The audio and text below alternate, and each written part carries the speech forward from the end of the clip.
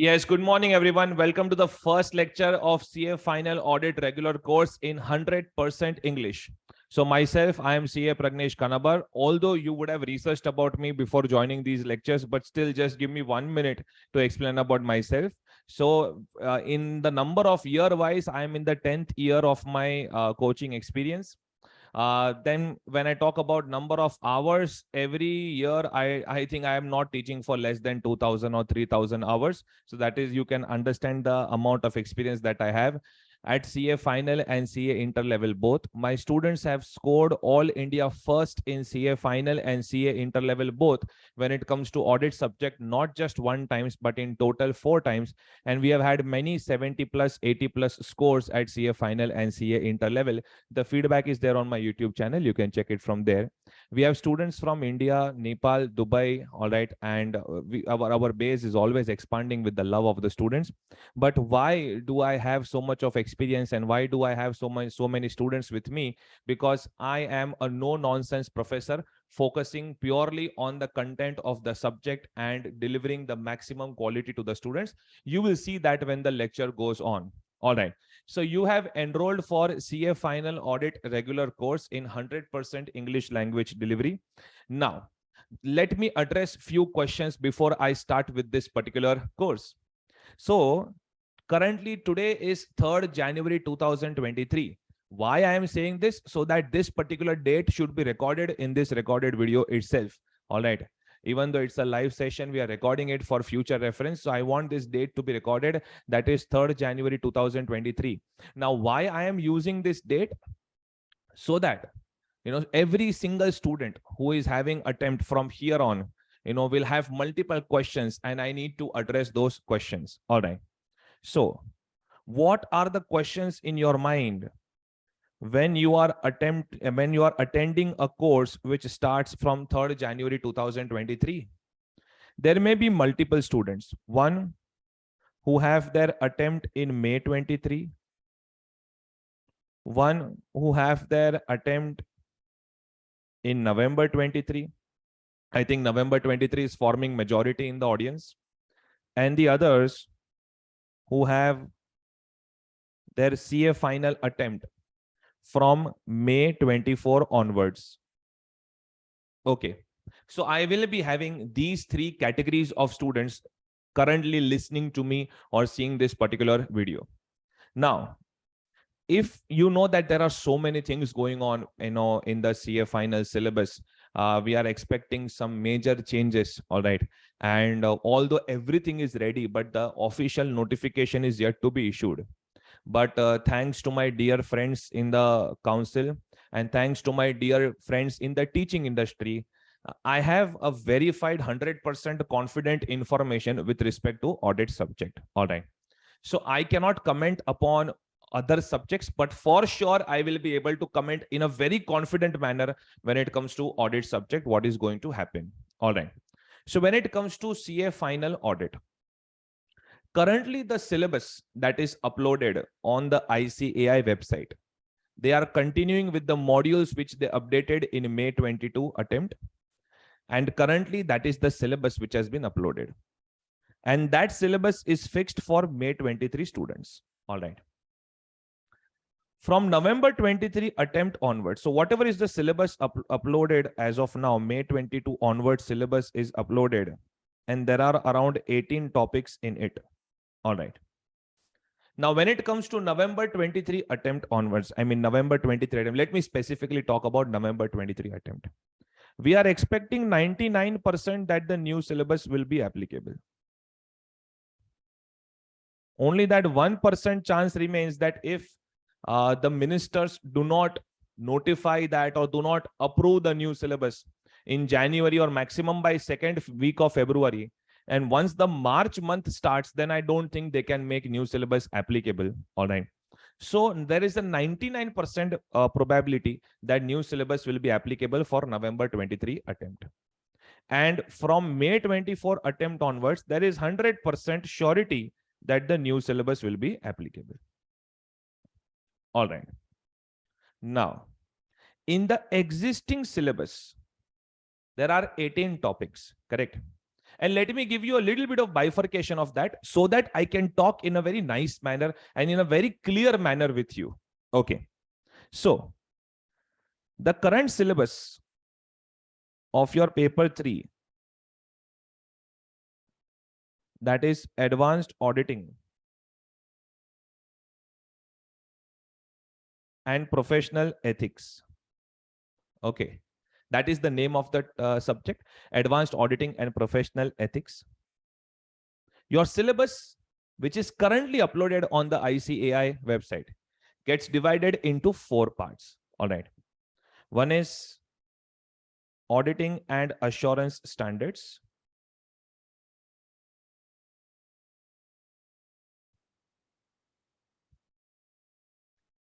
Second is professional ethics.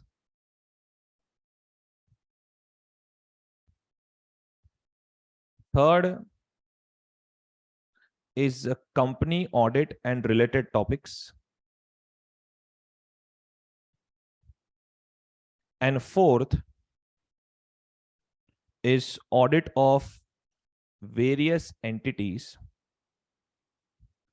and some special audit assignments.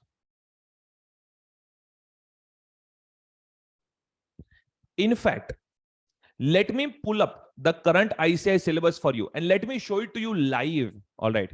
That what are the changes that we are expecting and how we are going to go about in this particular course. All right. I just request your patience for 30 seconds. So as on 3rd January 2023, I'm logging into this particular website. This is sounding more like a vlog, but yes, it is necessary for the clarity of the students. Many professors are not mentioning the date when the lecture is being recorded, and because of that, students are never aware about the updation of the lectures. So I just clicked on the current syllabus, which is uploaded on the ICAI website. All right. And you see, as I told you, there are 18 topics. Okay. Now, what will be the changes and how we'll go about with this particular course? I will just tell you, just give me 5 minutes or so. And we are now on this, our notes. So auditing and assurance standards. All right. So the current syllabus is 35 essays plus 1 SQC. That is standards on quality control. And this covers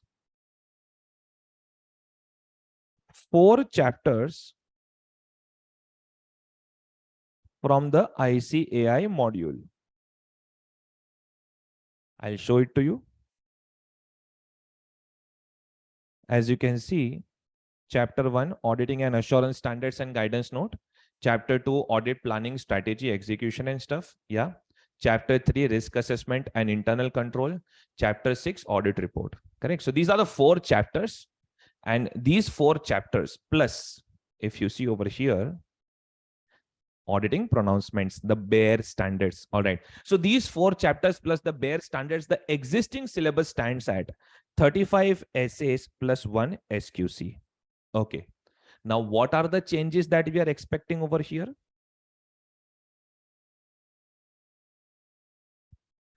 There are total 38 essays. Out of that, 35 are already there in the existing syllabus. So 3 essays will be added. Plus, they will also add 2 SRE plus 3 SAE plus 2 SRS. All right. So we are expecting around 10 standards which will be added, which makes the whole topic of auditing and assurance standards. Sir, what is this SRE, SA, SRS? Wait, I'm yet to give you the introduction of every single particular chapter. All right, so relax. I am as of now trying to summarize and explain you what will be the changes in the syllabus. So we are understanding that we understood one point, that when it comes to auditing and assurance standards, so currently there are 35 essays plus 1 SQC and 10 standards will be added. So nothing is going to be deleted from these standards.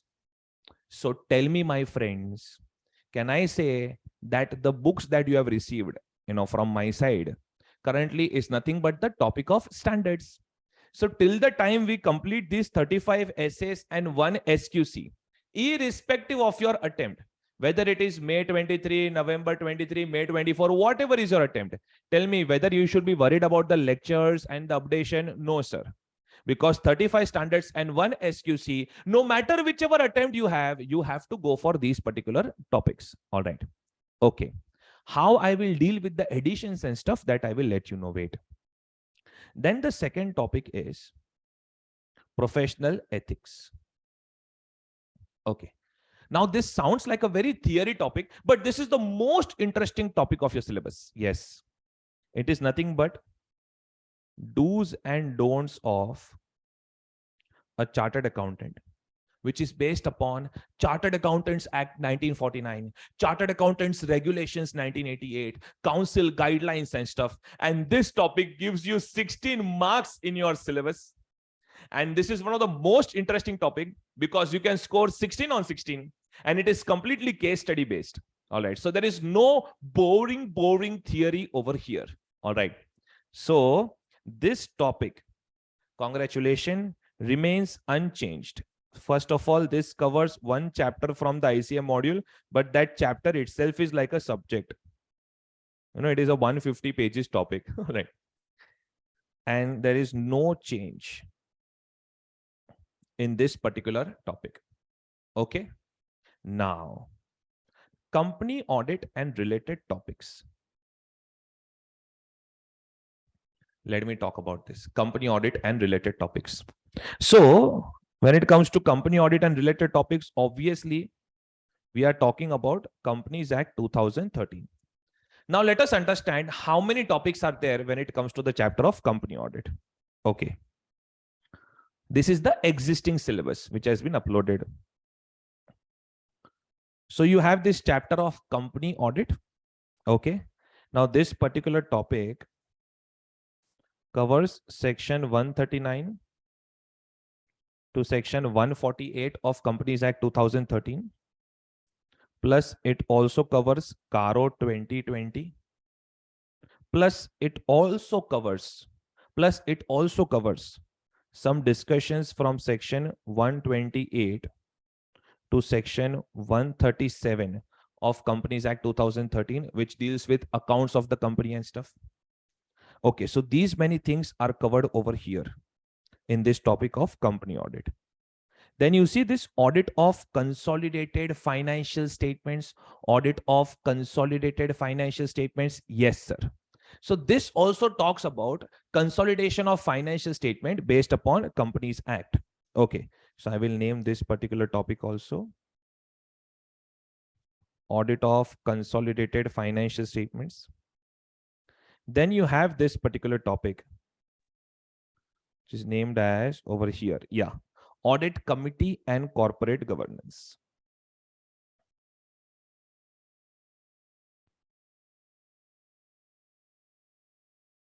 Audit Committee and Corporate Governance.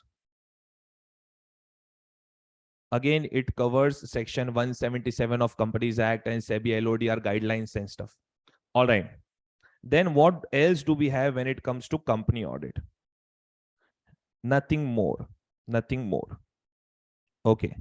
So these topics that I just wrote over here, these are dealing with company audit and related topics. Now there are some major changes over here. Listen to me very, very carefully. So in the new syllabus, they are going to delete company audit chapter and the chapter of audit committee and corporate governance. So to be very, very specific, all right, this section 139 to 148,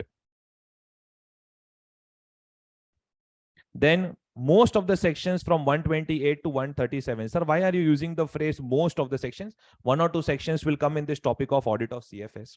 Otherwise, most of the sections from 128 to 137 and this audit committee and corporate governance, these topics are going to be deleted. All right.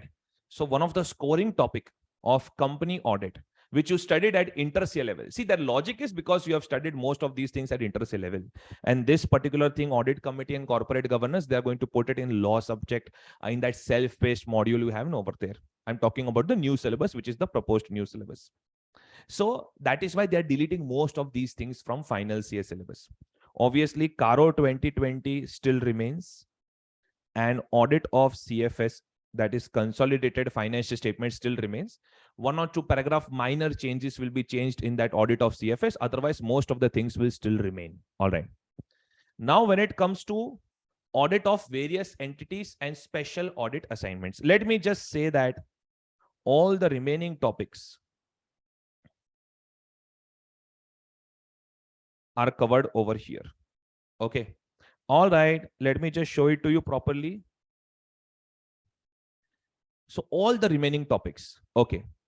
Now tell me, chapter 1, 2, and 3, I covered in standards. Chapter 5, I've talked about that, company audit. Chapter 6, I covered in standards. So which topic remains over here? Special aspects of auditing in automated environment. This is still there. All right.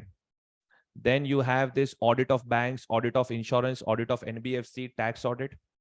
Then you have audit of PSU, liabilities of auditor, internal management and operation audit, investigation, due diligence, forensic audit, peer review, quality review. My God.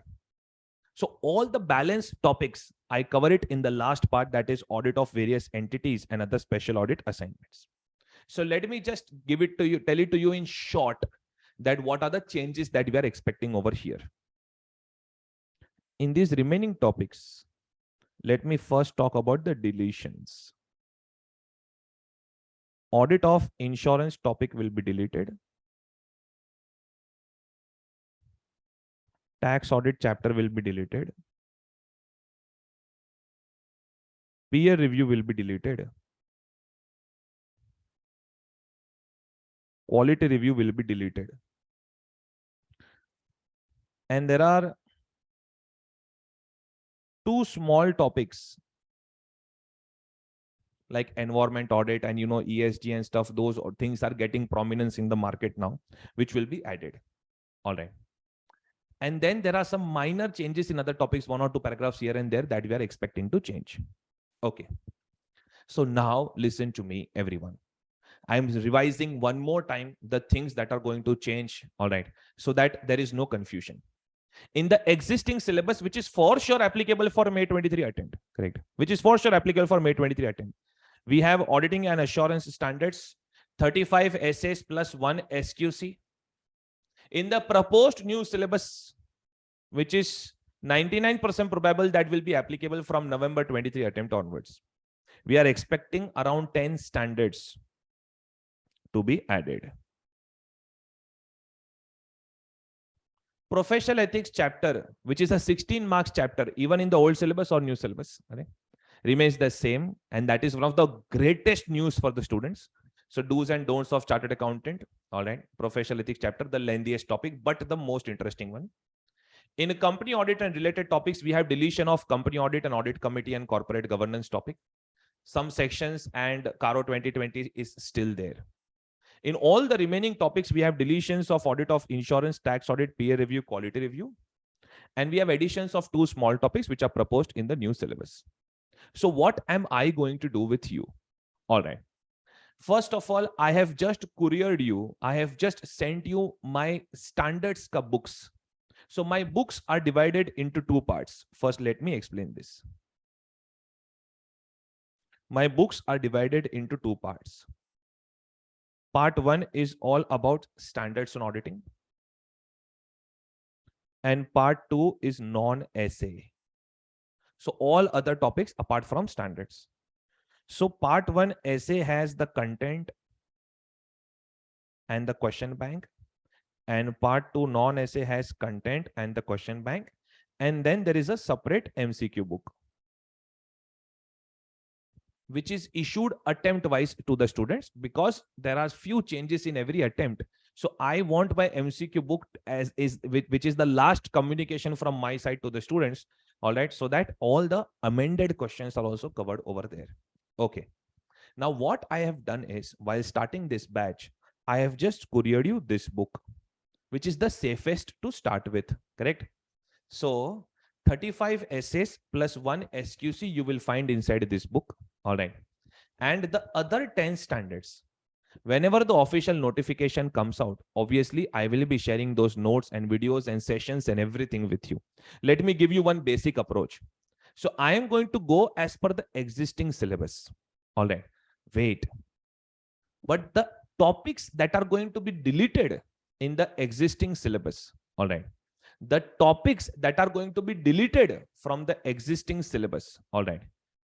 And for the minor population of May 23, which is attending these lectures, I will share the recorded videos of these topics in advance, so that May 23 students can start their preparation for the topics which are going to be deleted. The topics which are going to be deleted will not be discussed in the live session for all the students, correct? Because there are so many students from November 23, May 24 attempt who need not go through those topics which are going to be deleted. And for all the additions, when the batch is going on, if the notification comes out, then I will take it in the live sessions.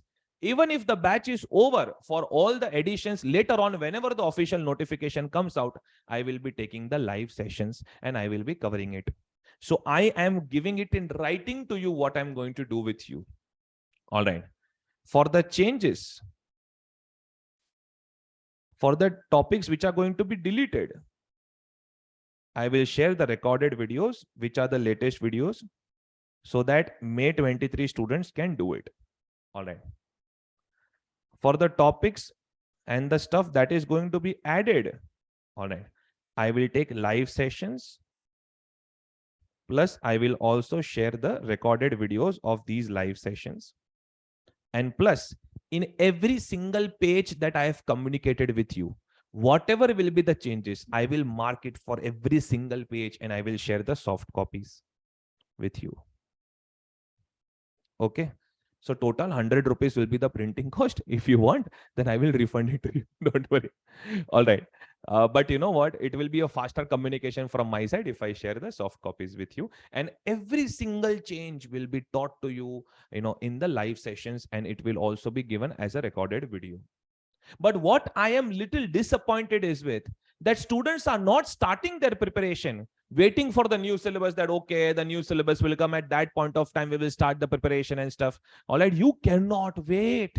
And I'm so happy that so many of you have taken the initiative to start your preparations. And that is the thing that I want. All right. Because we understand that if I want to give you percentage wise, then around 15 to 20% things in audit are changing. Otherwise, 80% of the syllabus remains the same. All right.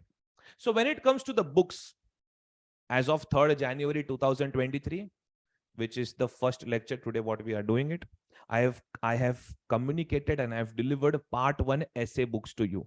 For the students who have taken late, who have enrolled late, will be getting those books in a couple of days or 3 days. But I have given part 1 essay books to you. And then later on, I will courier part 2 non-essay. So around part 1 essay will go on till, let us say, 25 lectures or so. All right. When I say 25 lectures, I'm saying it 25 into 2.5 hours or so. So in Sunday, if we are able to take more lectures, correct? So let us a long lecture, then this 25 comes down to 23, 22, or even 20, correct? And the balance lectures will be for non-essay. So non-essay will have more number of lectures also, because more number of Sundays will also come in non-essay part. So I am waiting for more 15 days or so, that if at all they come up with some notification, then I'm going to sit for 22 hours out of 24 hours and I will be updating the books and sending it to you. However, by the time we are near to the completion of essay syllabus, if there is no notification from the ICAI, then I will send you the existing non-essay books with whatever are the latest amendments, if any, for the existing syllabus. I will send you the latest non-essay books, and then later on, for all the additions or deletions, we will have separate lectures. So I want a confirmation from everyone.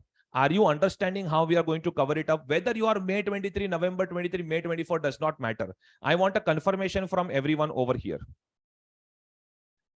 Yes? Okay. All right.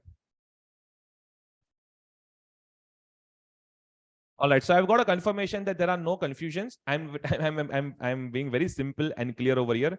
May 23 has no confusion. November 23 onwards, if you continue with the existing syllabus, whether they give you the option of conversion or not, whatever it is, correct. Let us say if you continue with the existing syllabus, then you already have videos of audit subject. You don't have to worry about any changes apart from the RTP. All right. And if at all, when you go shift to the new syllabus and for whatever other changes, we will have live sessions. There will be T+15. So today, if the notification comes out within next 15 days, I'll be arranging live sessions and we will go through the amendments. Keep it very simple. All right. But as of now, every single live session, every student has to attend because I am going to do the common syllabus between the old and the new, whatever it is. All right. So everyone has to attend. As simple as that. Every single lecture, everyone has to attend. Very simple for you. Okay. Now, let us start with the very first discussion. All right. Normally to convert the admissions, all right, professors, no matter whoever it is, but professors normally start with this topic of professional ethics. It is a very glamorous topic.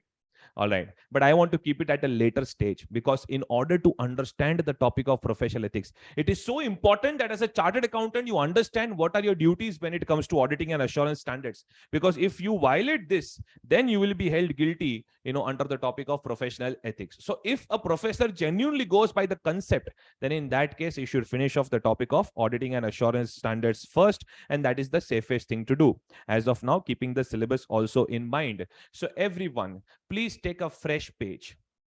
Please take a fresh page. Okay. And sir, weightage of the topics. Weightage, as and when I take the topic, I will give it to you. Don't worry. Okay. Please take the fresh page and give the title. We will have a lots of writing practice. Huh? And after every 5-6 lectures, we will have unit test also. All right. So there are lots of things that we are going to do. If you participate, trust me, you will be most confident in audit subject. You will fear from other subjects. All right. So auditing and assurance standards. Now, in the existing syllabus, that is in May 23, in the existing syllabus, expect the weightage of this topic to be around 30 marks. And 30 marks, somehow they always try to test considering the MCQs and everything combined. At least 30 marks impact of auditing and assurance standards is always there. And you should be more worried because it is also there in the compulsory questions. Correct. Now, when it comes to November 23 attempt onwards, so I'm talking about new syllabus. Currently, I'm assuming that they will make it applicable from November 23 attempt onwards. Then in that case, the weightage shoots to 45 marks. If you see their proposed draft, it is 45 to 55%, correct? So around, let us say 45 marks. So only a fool is going to ignore this topic. Otherwise, obviously, you should be very much interested in these topics. And you know what? Whether it is old syllabus or new syllabus does not matter. They have given this topic level 2 and level 3 difficulty level. You know what is level 2 and level 3 difficulty level? Where they will ask you application based question, case study based question, and they will connect various topics and they will ask the question. I will exactly prepare you for that. So do not worry at all. We are expecting November 22 results in some time. However, in May 22, we got multiple students who scored 75, 77, 74. All right. Although we missed that All India first audit by few marks, but I'm hopeful in November 22 we get it. So auditing and assurance standards. Okay, everyone needs to be ready for this. Do not take it lightly. At inter-CA level, even if you kept this topic a little bit in option and you prepared in a little bit average manner, still you would have gone through, with the inter-CA level, but that will not be the case at final CA level. So everyone needs to show some energy for auditing and assurance standards. Yes. So tell me, who brought this topic here? The ICAI. All the innovative, frustrating, remunerative, every single emotion starts from the ICAI in your life. So the ICAI, that has established a board called as AASB. That is Auditing and Assurance Standard Board. Yes, start writing, everyone. Start writing. Otherwise, you will feel sleepy. All right. You need to keep on writing. That is the only way to go through the lecture. The ICAI. has established AASB, Auditing and Assurance Standard Board. Okay. Now AASB, they have developed AAS.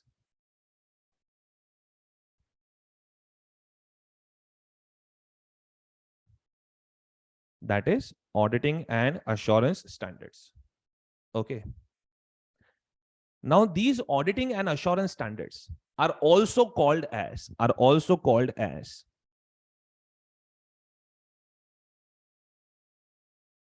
Engagement and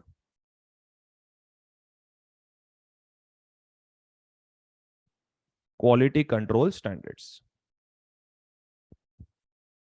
These Auditing and Assurance Standards are also called as Engagement and Quality Control Standards. Sir, what if due to network issues we miss out on these notes and stuff? Don't worry, I will be uploading these notes. You will have the access to it. But still, keep on writing. If you do not write, you will not have the practice. Okay. So Auditing and Assurance Standards are collectively known as Engagement and Quality Control Standards. These Engagement and Quality Control Standards are divided into 5 parts: SQC, SA, SRE, SAE, and SRS. Please divide it into 5 parts: SQC, SA, SRE, SAE, SRS. Okay. So what is the first thing that we will do? We will just write the full form. Then we will discuss. Okay. Write down, everyone. Professors and students fear this particular topic, and this is one of my favorite standards. I love and enjoy to teach this topic. Standards on quality control. Standards on quality control. SA.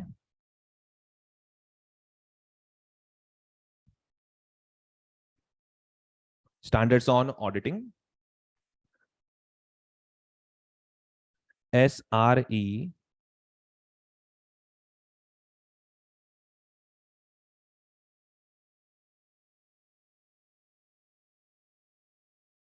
Standards on review engagement. SAE.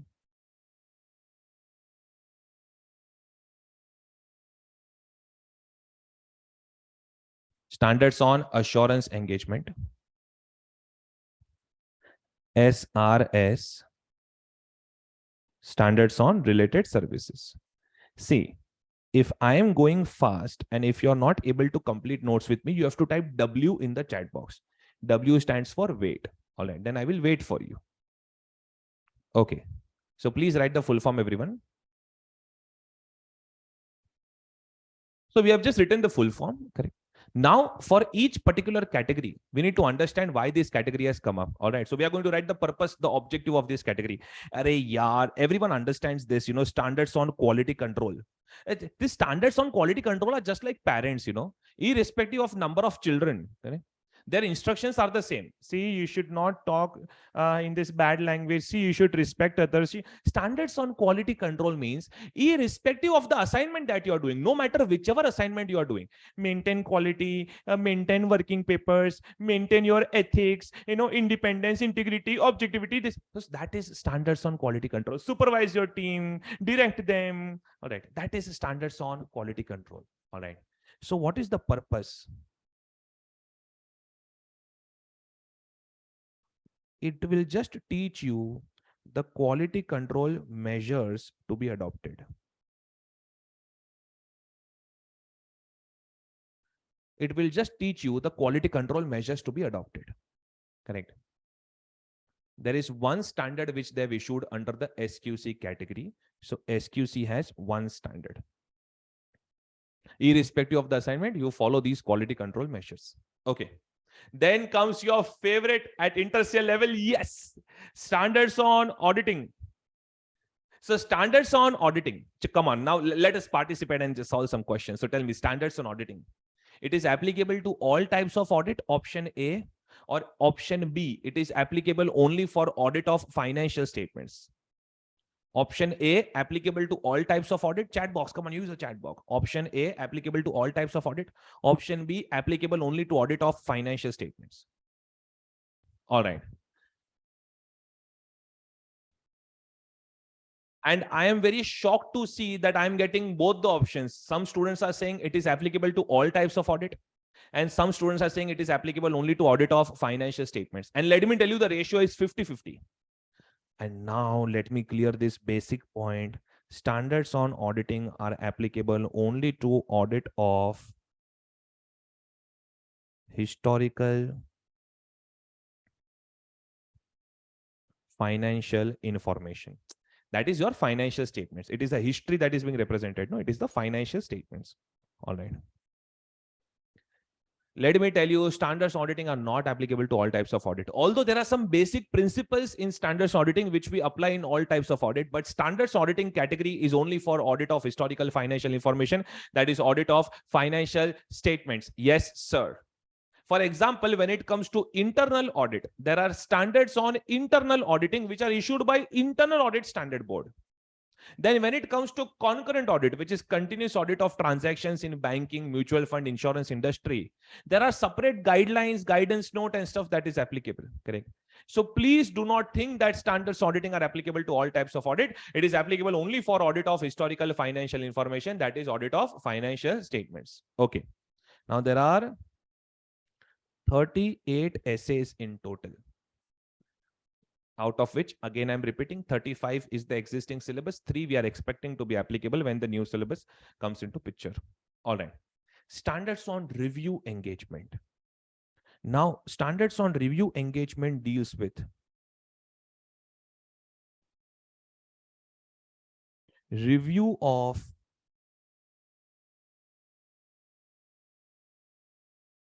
historical financial information. Basically, review of financial statements. Okay. Now, what is the difference between the word audit and review? See, both of them mean examination of financial statements. Then what is the difference between the two? Yes, do I have people over here who are into the audit of listed entities? Yes, anyone? Can you just raise your hand or give a thumbs up? Yes, whatever it is, can you just interact? Yes, so we have multiple students who are into audit of listed entities. Very good. So tell me, when you go for quarterly visits, you use the word LR, that is limited review, correct? Now, why do you use the word LR, that is limited review? Because can I say in your quarterly visits, no, you need to be frank with me. Tell me, in your quarterly visits, can I say you are very relaxed in comparison to the finalization, that is of the annual accounts? Yeah. In the quarterly visits, you do not have much of workload. But when it comes to the last finalization after March, all right, that is, my God, hell. Okay. And that hell you will experience in few months. But in quarterly visits, you are a little bit relaxed. Correct? Why?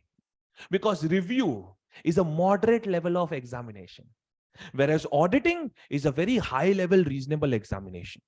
Let me elaborate that in technical terms. All right. So everyone, what you will do is you will just leave 2 lines over here just for safety to complete the above chart. Okay. And then in the center, please write the word assurance. See, when I use the word assurance, what do you mean by that?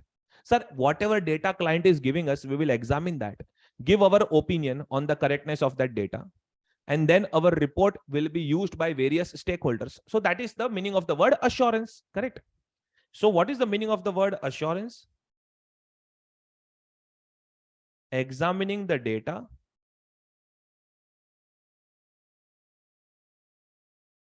and expressing an independent opinion on the correctness of that data.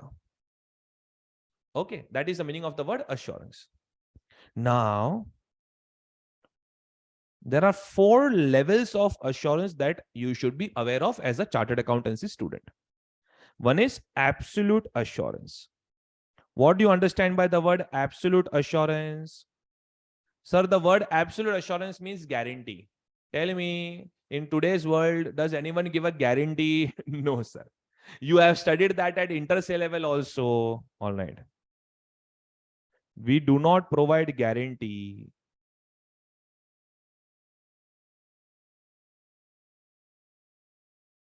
due to, there was one concept which you studied at inter-C level.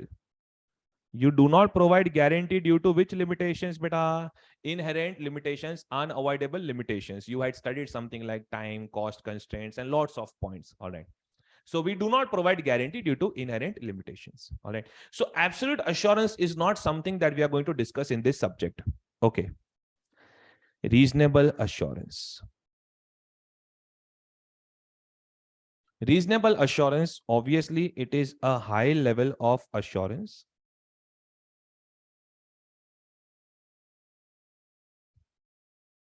But not a guarantee. It is a high level of assurance, but not a guarantee. That is what we do in audit subject. So everyone tell me, no matter whichever audit report you have seen, I'm talking about the word audit report. No matter whichever audit report you have seen, tell me in the audit report, do you find this line? We hereby express our opinion to the best of our knowledge and information available with us that financial statements of the entity show a true and fair view of the state of affairs and profit and loss and cash flows for the year ended. Yes or no, sir? Yes, sir. We hereby express our opinion to the best of our knowledge and information available with us. So although we are not providing a guarantee, but we are working at the best of our knowledge and information available with us. And that is exactly called as reasonable assurance. All right. High level of assurance, but not a guarantee. So whenever I use the word audit, remember one thing. Whenever I use the word audit, means I am giving you which assurance? Reasonable assurance. But this much you have studied even at inter-C level. So before you doze off, my God, this is just inter-C being repeated. Let me go one more step ahead and introduce the word limited assurance. Limited assurance. All right. So anyone would like to voluntarily unmute for some discussion? Anyone? Or shall I just pick you up? Okay. Yes. Thank you so much, Vaibhav. Yes, tell me. So Vaibhav, if I say yes, that sir, Vaibhav is a good person, correct? Statement number 1.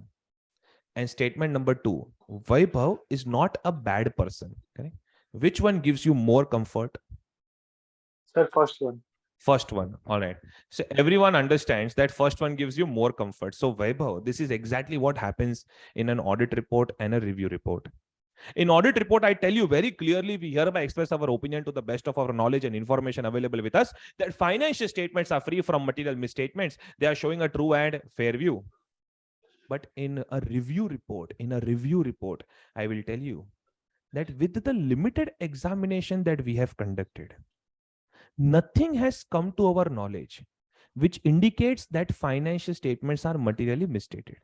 Means, as of now, financial statements don't seem to be materially misstated. So instead of saying that Vaibhav is a good person, I am saying that Vaibhav is not a bad person. Okay? So I'm trying to say the same thing. Thank you so much, Vaibhav. I'm trying to say the same thing, but in a very limited assurance manner. So instead of saying that you're a good boy, I'm saying, okay, he's not a bad guy. Okay. That is exactly what happens in limited assurance. And why I asked for students who have audited listed entities, because the biggest practical example of limited assurance is the quarterly review of financial statements, which is done in listed entities. In listed entities, even if you are following stock market, you know this, that quarterly financial results are announced, but they are unaudited. They are just reviewed. All right, because there is a very limited assurance on those financial statements. So when I talk about limited assurance, it is nothing but a moderate examination. A moderate examination, which is a lesser extent in comparison to audit, which is at a lesser extent in comparison to audit. All right. So whenever I use the word review, the first thing that should strike your mind is limited assurance. The first thing that should strike your mind is limited assurance. Whenever I use the word audit, the first thing that should strike your mind is reasonable assurance. All right. So I hope that listed entity people have come to know that why they are calling their quarterly assignments as LR, because genuinely there is a very moderate level of examination over there. And listen, whenever you are conducting review of financial statements, it is covered in SRE, Standards on Review Engagement. There are 2 standards over here. Okay. Okay. But let me complete this particular chart. So I told you assurance is absolute assurance, reasonable assurance, limited assurance. All right. And then there is no assurance. Just to bring you from 100 to 0. All right. So there is no assurance. There is no expression of an opinion.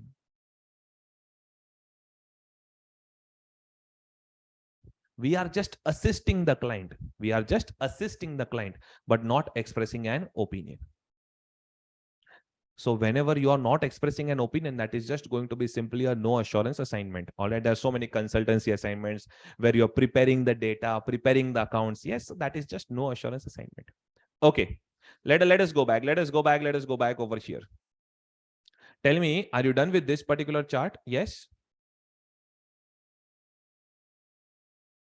Okay. We go back. So standards on assurance engagement. Now, what is this standards on assurance engagement? Down arrow first, write down the description, then you will automatically understand. Correct? It is providing assurance on some specified information.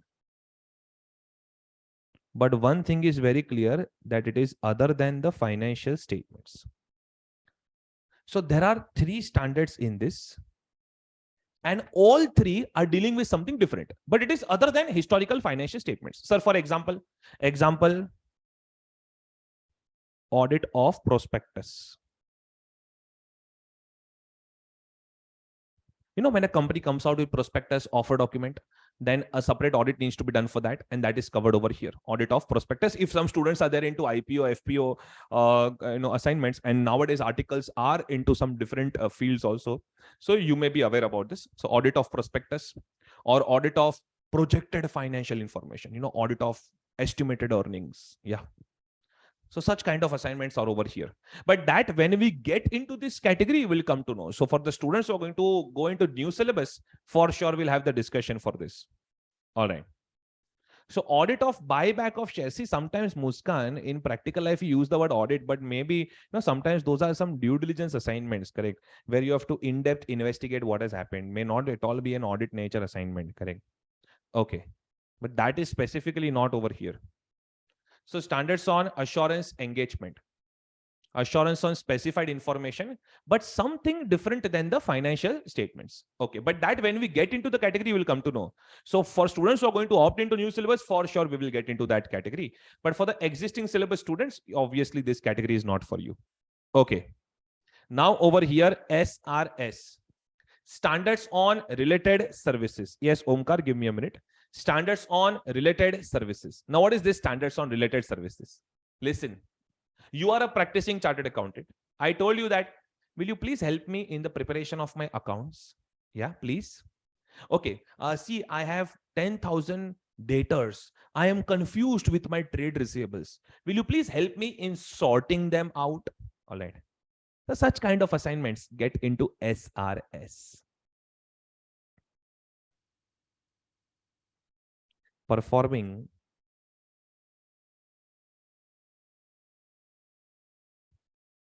AUP, agreed upon procedures.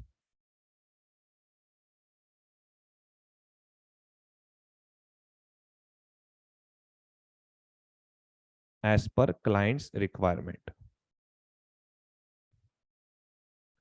Performing AUP, agreed upon procedures as per client's requirement. Example,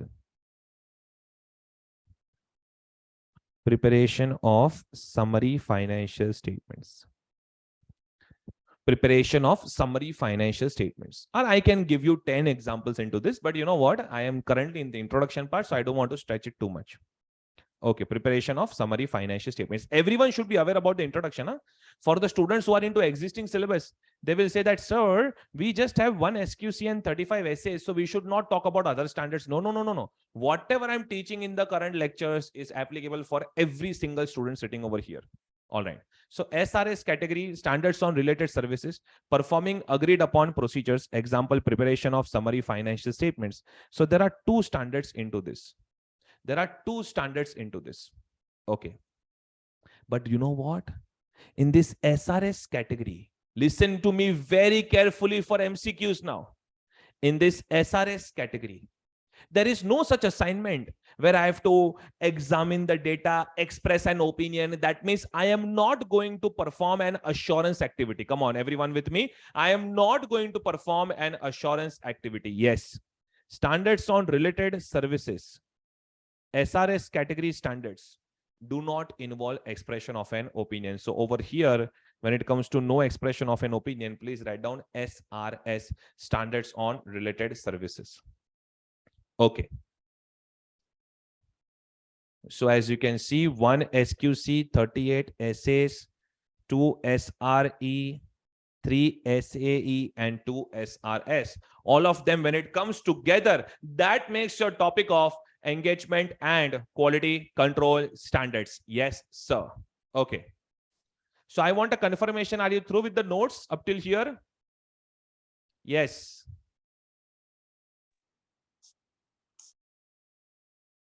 So there is a doubt where they says that whether these standards can supersede any act which is relevant for that particular audit. A detailed answer for this doubt will happen in the third or fourth lecture, correct? But a short answer for this doubt is whenever we are performing assignments, all right, where audit assignments, where it is heavily governed by law and which is very much different from what is given in standards, correct? Then in that case, we do follow that law, but in audit report, we don't write that audit was done as per standards on auditing, all right? But that is a very rare case because the whole corporate industry never prescribes how audit needs to be done. Whether you go by Companies Act, Banking Act, Insurance Act, mutual fund industry, this for the whole corporate industry. Okay? In the laws and regulations, they never say how audit needs to be done. That is always given in standards. Acha, these laws, they always write what they need in the audit report. And that in audit report, we can always include as additional comments. But whether you bring in front of me Companies Act, Banking Act, Insurance Act, all right, most of the act which governs the most of the corporate sector, these acts do not supersede standards because standards tells you how to perform audit, and these acts, they talk about eligibility, qualification, disqualification of auditor, and reporting requirements. So normally we do not see any friction, that is the proper word, between these two things. But yes, in few assignments like cooperative society audit, trust based audit, we do see the friction, but that I will discuss later on. All right, so I've given you a short answer what needs to be done. Long answer I will give you later on. All right. Okay. Now, everyone, a little bit of English that I want to teach now. All right. Although you have enrolled for English course, your English is much better than mine. But audit vocabulary is something that I am proud of. Other vocabularies, you are very much, at a higher level than me. So let me just talk about this reasonable assurance and limited assurance in a little bit of detail. All right.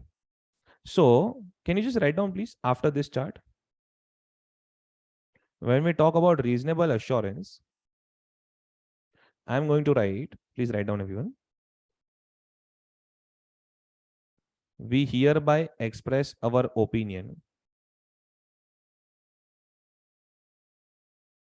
comma,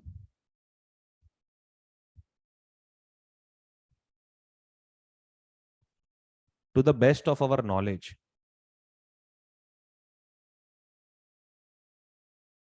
and information available with us.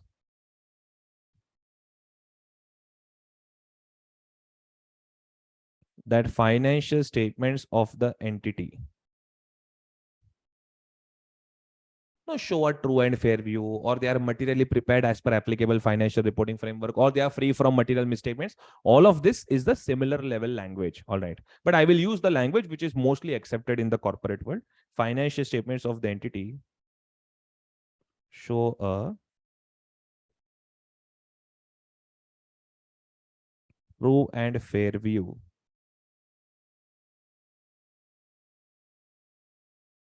of the state of affairs as on year end and profit and loss and cash flows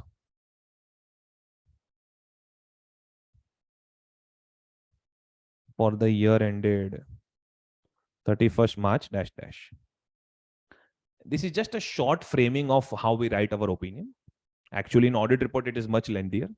We hereby express our opinion to the best of our knowledge and information available with us that financial statements of the entity show a true and fair view of the state of affairs as on year end and profit and loss and cash flows for the year ended 31st March dash dash. Okay.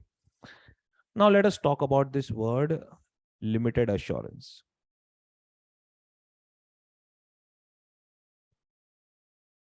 Right now. With the limited review of financial statements,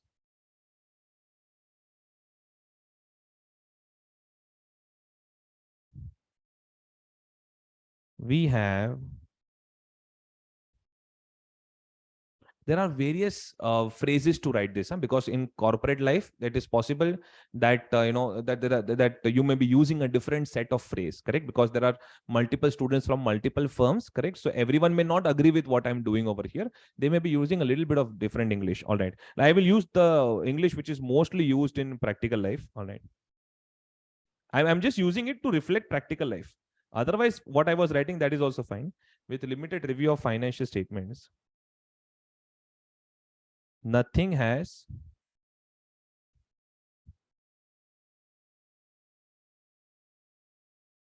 come to our knowledge which indicates that financial statements are materially misstated for the year ended, and all of that goes on. Correct? With the limited review of financial statement, nothing has come to our knowledge which indicates that financial statements are materially misstated. So I'm not saying that financial statements are free from material misstatements. I'm not saying financial statements are showing a true and fair view. I'm saying that as of now, nothing has come to our knowledge which indicates that financial statements are materially misstated. That means, Pragnesh, financial statements are free from material misstatements, right? See, I will just tell you that as of now, they are not materially misstated. Correct? That means they are free from material. No, that I will not say. For that extra money, extra work, all right, because that is audit assignment. This is a review assignment. All right. So don't expect too much from me. Expectations will hurt, man. Okay. Little bit of drama to just ensure that you are awake. So everyone, you are a good guy, reasonable assurance. You are not a bad guy, limited assurance. Now, I told you that I want to teach some English over here. So when I say that you are a good guy, that is a positive way of saying things, correct? That is why reasonable assurance is also called as positive assurance. This is just based upon the English grammar. There is no big logic behind this. I just say that, okay, financial statements are showing a true and fair view. Positive assurance. All right. Then, limited assurance. Okay. They are not materially misstated as of now. All right. So you're not a bad guy, right? Negative assurance. Negative assurance. Very important for MCQs. Be careful. Very important for MCQs. Okay. So come on, tell me. Standards on auditing, they provide standards on auditing. They provide P for positive assurance or N for negative assurance. Standards on auditing, they provide P for positive assurance. Standards on review engagement, they provide P for positive assurance or N for negative assurance. N for negative assurance. Standards on related services, SRS category, provides R for reasonable assurance, L for limited assurance, or N for no assurance. Nothing. No assurance. Correct. Sir, can you please let us know that what about this category SAE? See, in this category, there are 3 standards and all 3 are dealing with different things, correct? So I cannot give one uniform explanation for it. All right. So when you get into those standards, you will understand what is written in their reports. All right. Somewhat language is similar to auditing, but I cannot give 100% as a written statement that they provide reasonable assurance only. I cannot do that because all 3 standards dealing with 3 different things. All right. Sir, what about this category SQC? SQC is not dealing with any activity. No matter whichever activity you are doing, SQC says that these are the quality control measures. All right. So as simple as that. So we don't talk about the level of assurance that SQC provides because it is not dealing with any activity. All right. So I hope that up till now, everyone is with me. Okay. Now over here. Yeah. Everyone over here, please. Okay. So now leave one line and write down applicability of essays. So for the students who are attending live session because of some office work and stuff, if there is some problem, they have to leave by 8:30, 8:45. I can understand. Bangalore especially is very strict. All right. So if that is the case, if you are able to attend live, I'm nothing better than that. But if you disconnect from the lecture, then the recorded video of the lectures for the students who have enrolled, all right, they get it by 2 p.m., 3 p.m. or so, all right, on the same day. So you can recover it from there. Not to worry. Okay. So over here, applicability of essays. Now, when I talk about applicability of essays, see students, first we will talk about essays only. What is essays? Standards on auditing. First, all the discussions will be for essays. Then we will get into other categories. All right. So applicability of essays. Tell me, when you are conducting audit of financial statements of companies, corporates, companies, correct? Let me talk about companies. Do you think that you need to follow standards on auditing? Yes. When you're conducting audit of financial statements of companies? Of course, yes. Where is it written? Where is it written that you have to follow standards on auditing? Where is it written? Sir, Companies Act 2013. Sir, Section 143, subsection 9 and subsection 10 of Companies Act 2013. So the equation is settled. When I talk about audit of financial statement of companies, the equation is very much settled, not a problem at all. But let me give you this example. Let us say that you have been voluntarily appointed as an auditor of financial statements of a partnership firm. You have been voluntarily appointed as an auditor of financial statements of a partnership firm, where the partners want to get their financial statements audited so that they can pitch it to the investors and the bankers for loans. Now, when voluntarily you have been appointed as an auditor of financial statements of the partnership firm, do you think that you need to follow standards in auditing? Do you think that you need to follow standards auditing mandatorily? Yes or no, sir? Y for yes and for no. Yes, come on, everyone. Participate. So some students are saying yes, some students are saying depends on the engagement, some students are saying no, not mandatorily. All right, so there is the confusion. Okay. Now let me tell you, auditing pronouncements which are issued by the ICAI, the standards, the book of standards, which is called as auditing pronouncements.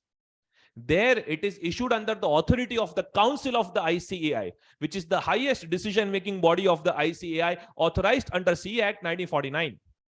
And it is the council which issues the standards, and there it is written that these standards on auditing will be applicable to audit of financial statements of an entity, whether profit oriented or not, irrespective of its size or legal form, when such an examination is conducted with a view to express an opinion thereon. Do you remember that this was the definition of audit at inter-CA level, the first discussion that you do? Yes, auditing is an independent examination of financial information of an entity, whether profit oriented or not, irrespective of its size or legal form, when such an examination is conducted with a view to express an opinion thereon. Yo, where is that definition given? Inter-CA module. Array, what inter-CA module? That definition is given in the auditing pronouncements. Why it is given in auditing pronouncements? To tell you that irrespective of the entity, whether profit oriented or not, you must follow the standards on auditing. Oh, so everyone over here, when it comes to applicability of essays, when it comes to applicability of essays, when you are conducting audit of financial statements of companies, it is so simple. It is mandatory to follow essays. Where is it given? Section 143, subsection 9 and subsection 10 of Companies Act 2013. Okay. But when it comes to audit of financial statements of other entities, whether it is voluntary, statutory,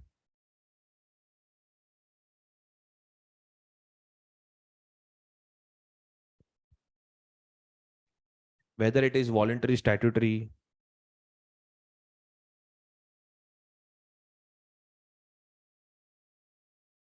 it is mandatory to follow essays, where it is given as per preface to the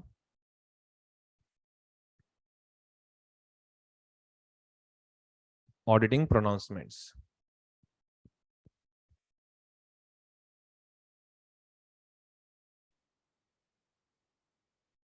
As per preface to the auditing pronouncements, it is mandatory to follow essays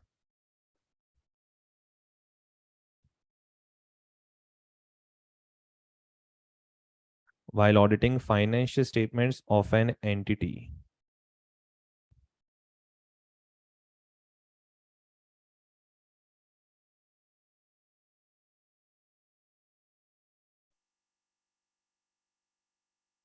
Whether profit oriented or not,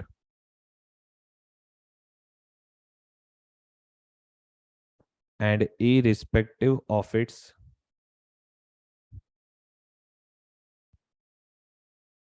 size or legal form.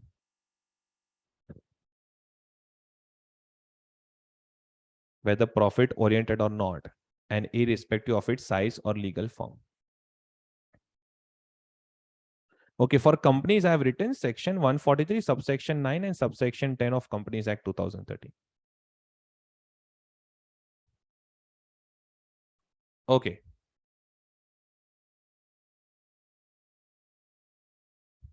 Okay. Now here, that doubt which was asked by Ganesh was very good. All right. So is Ganesh still there? Yeah. That, sir, what if we are conducting audit of financial statements of such entities which are heavily governed by law, and we have been instructed by the regulatory authority on how to conduct audit of these entities, correct? That happens, let me tell you, in practical life, that happens in the case of cooperative societies.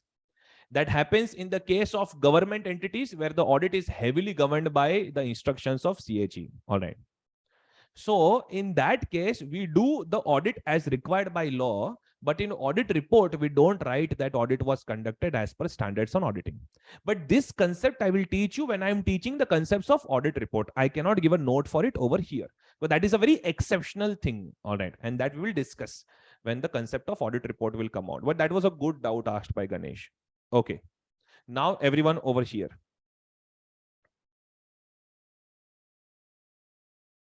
Please leave one line and write down. Okay, so this is going to be around 10 to 12 lines chart. Okay, so please ensure that you have that much space, or you should have the ability to write in 2-3 lines and then connect it to the next page. Okay, leave one line and write down authority attached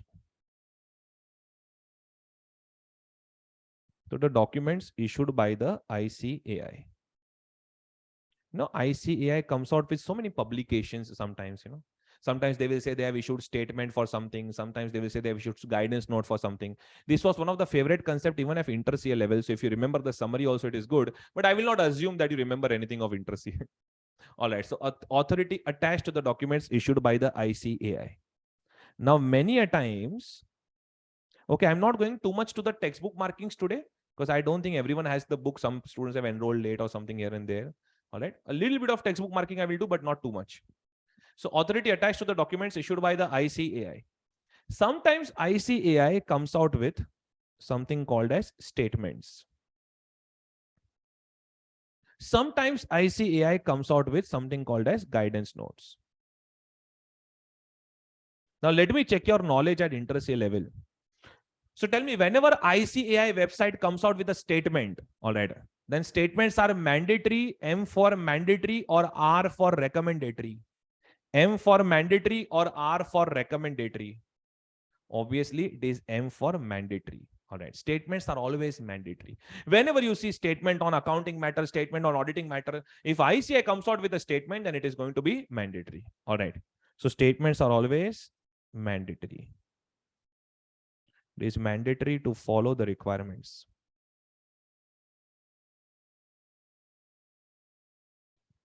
All right. But when it comes to guidance notes, guidance notes are R for recommendatory. All right. Yes. Can you give me the English meaning of the word recommendatory? So let us say if institute comes out with a guidance note on, let us say, guidance note on audit of inventory or whatever it is, correct? Now some guidance note on some explanations, some guidance note on how to evaluate internal controls. So when I talk about recommendatory, that means normally we are supposed to follow it. In ordinary situations, we are supposed to follow it. In exceptional cases, we may follow our own judgment if we have valid reasons to do so. That means if you decide not to follow the guidance note, listen to me carefully. If you decide not to follow the guidance note, then you should have documented valid reasons to do so. All right. So recommendatory, the English meaning of the word recommendatory is somewhere on the top of the page, if you can write down. The English meaning of the word recommendatory is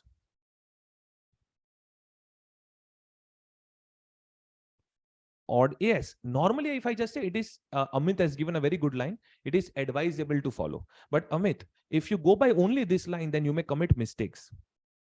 It's not just advisable to follow. Normally you should follow it. Only in exceptional cases you are allowed to follow your own judgment. That also if you have documented valid reasons for it. So ordinarily,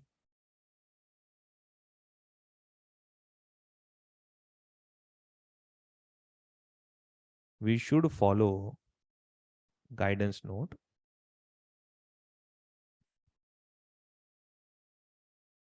unless we have valid reasons to follow our own judgment.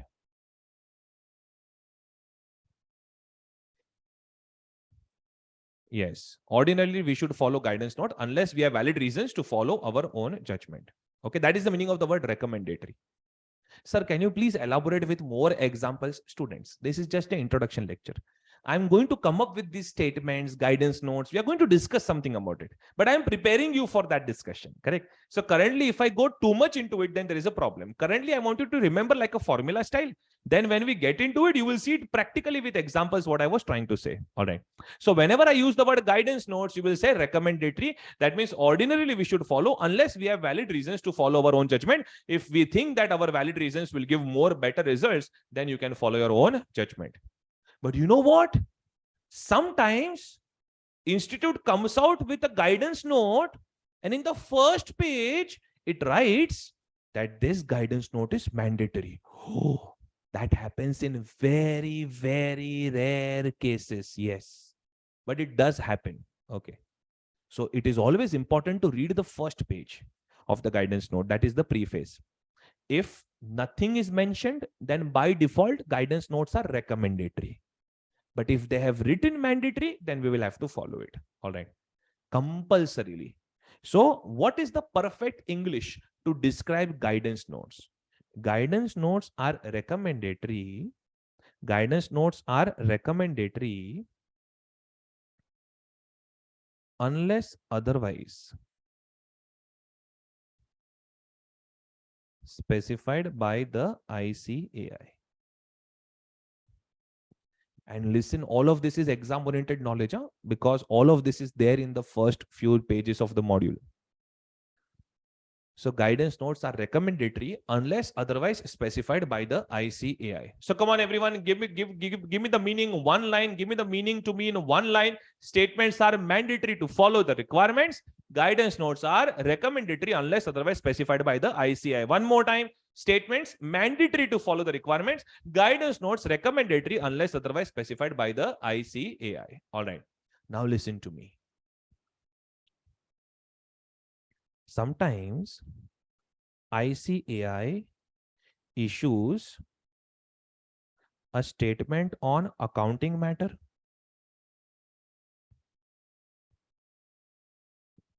Sometimes ICAI issues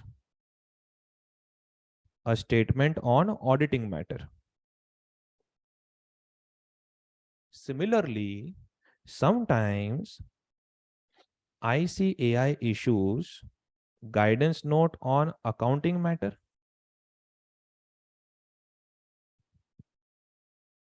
Sometimes ICAI issues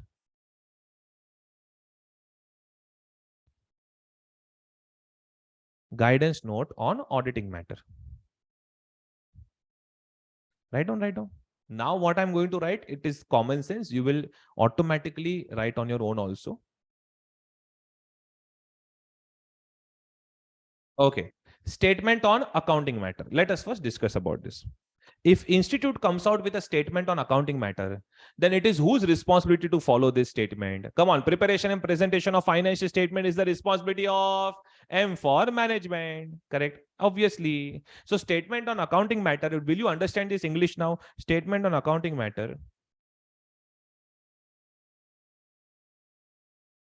It is management's responsibility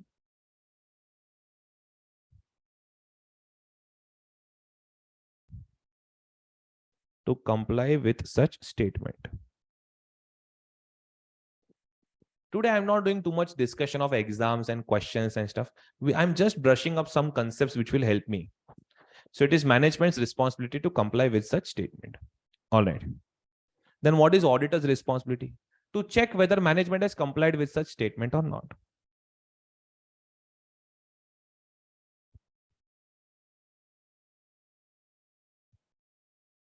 Auditor's responsibility is to examine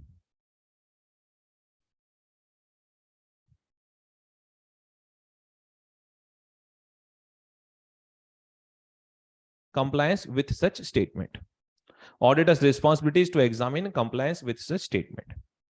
And if management has not followed this statement, then boss, that is a non-compliance. Obviously, somewhere in the audit report, it will be highlighted. Sir, where exactly it will be highlighted? In which paragraph of audit report? That I'm not saying right now. But somewhere it will be highlighted. That is common sense. All right. So we know this very well. I'm just using different things so that you can differentiate where I'm writing as of now. You need not change the ink so many times. Okay? So we know this, that non-compliances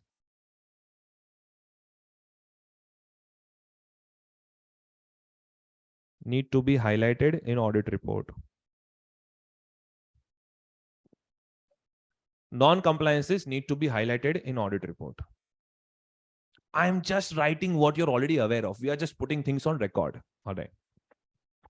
Non-compliances need to be highlighted in the audit report. Okay. Done? Okay. Now statement on auditing matter. All right. So statement auditing matter, it is whose responsibility to comply with such statement? Obviously, auditor's responsibility. It is auditor's responsibility to comply. Because I don't have space, so I'm using too much of short forms. But at final CA level, people do understand this. So auditor's responsibility to comply with such statement. Okay. If there is a non-compliance with such statement, my God, if there's a non-compliance with such statement, correct, then the auditor will be held guilty under Chartered Accountants Act 1949. That I will discuss when I'm in the chapter of professional ethics. But yes, somewhere this will be connected. All right.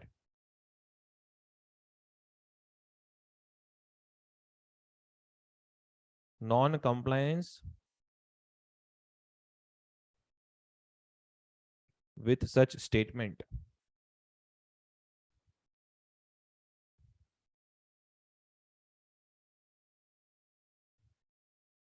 is an offense under CA Act 1949.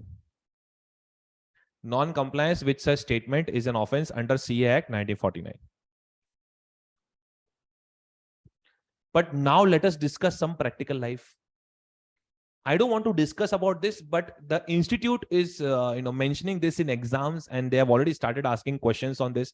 So that is why I need to put it up. So during the pandemic, see, from someone had a personal loss during pandemic, I'm really sorry, I apologize, but institute is drafting questions based upon pandemic. All right. So that is why I need to put it up. During the pandemic, when it was announced, lockdown and stuff, we were approaching year end, 1920 year end we were approaching. And that physical verification of inventory and so much of stuff was going on at that point of time. So can I say all of a sudden everything came to a standstill? So do you really think that that was a situation where auditors were in a position to comply with all the requirements? Do you really think that auditors were in a position to comply with all the requirements? No. Can I say there were some unavoidable situations where auditor would have ended up not complying with the requirements? Yes or no, sir? Yes, sir. A very simple example. Like, we go for physical verification of inventory. But tell me, for 31st March 2020, many wouldn't have gone for physical verification of inventory. In fact, no one was able to reach. Plus, few people were able to do it with some, video conferencing also. Few people were not even able to do that. But tell me, for the people who were able to do it with video conferencing, don't you think that it is a material departure? That means we are doing something different from the standard auditing practice. Yes or no, sir? Yes or no, sir? Yes, sir. Talk to me, talk to me, talk to me. So it is very much possible that we did something different, which was not prescribed anywhere, but we did something different to achieve our objective. Now listen to me. You told me that from B point, you have to reach to A point. You gave me one route. You gave me one particular route. All right, that from B to A, you have to go in this manner. You told me from B to A, you have to go in this manner. Now, let us say for some reason I was not able to take that route and I took a different route, but I reached A. Now tell me, I have not followed what you said. I did something different. Is this non-compliance? Tell me, is this non-compliance? Is this non-compliance? No. This is just material departure. Today, I want you to learn this English. It is very important for me. Whenever I use the word material departure, that means I have done something different to achieve my objective. Come on, everyone. Whenever I use the word material departure, that means I have done something different to achieve my objective. I want a confirmation. Are you understanding this? Yes or no, sir? Yes. So it is very much possible that due to unavoidable reasons, sometimes in case of, even though there is a statement on auditing matter, I may depart from it. I'm not allowed to do it, but I may depart due to unavoidable reasons. So tell me, at least institute will expect that you should highlight it in the audit report. Yes or no, sir? Yes, sir. From B, when I reach to A, after reaching at the point A, you know what, bro? I couldn't take that route which you said. I took a different route, but I reached the point A. That is what institute is expecting from you. All right. So now you will understand this English. Okay. material departure. Departure is not non-compliance. Correct. Material departure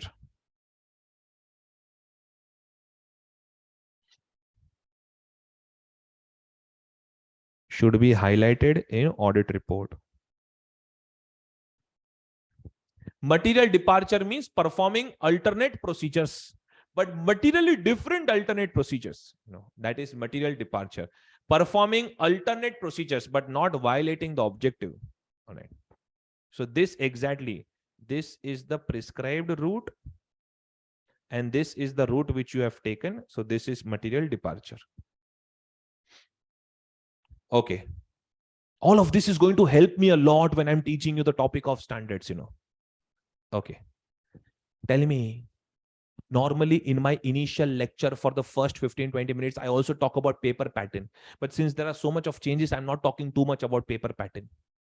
But broadly, your paper pattern is going to be 30 marks MCQs and 70 marks descriptive. And have you heard about this integrated case study based MCQs, where they will combine various concepts and they will put it in exams? Yes.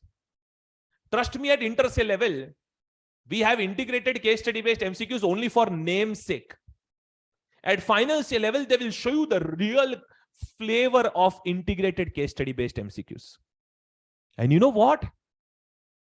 These things, whatever I'm teaching over here, if you don't follow this, if you don't remember this, you will struggle in the chapter of professional ethics, which is of 16 marks, which is fully scoring, where you can score 16 on 16. Things are connected. So please ensure that you are focused from this very moment. All right.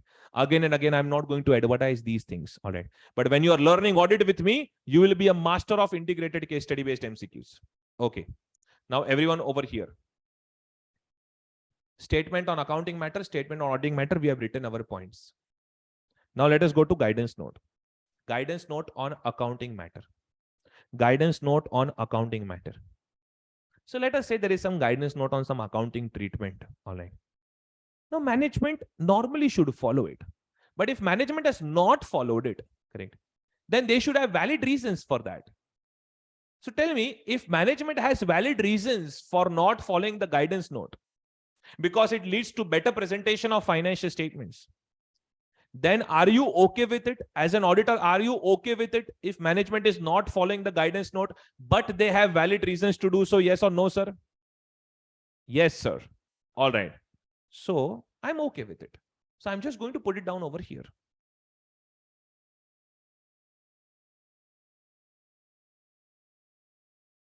Auditor should examine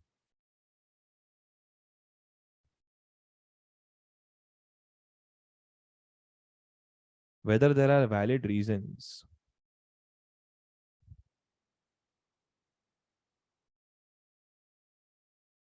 if management has not followed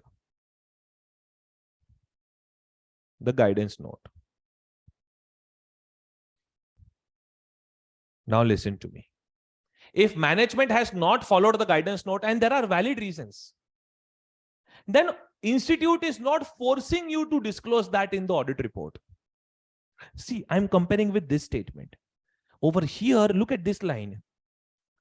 In case of statements, when management did not follow the statements, correct, then in that case, auditor was asked to highlight that in the audit report. But if management is not following guidance notes and management has valid reasons for it, do you really think that as an auditor, I need to compulsorily highlight it in the audit report? No, sir. See, voluntarily, if I want to highlight it in the audit report, I may. But compulsorily, no. All right. So please focus on what I'm going to write.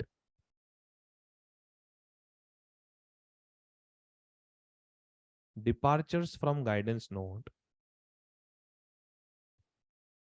may or may not be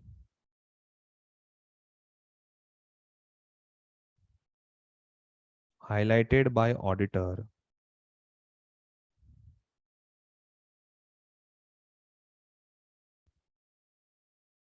in his audit report.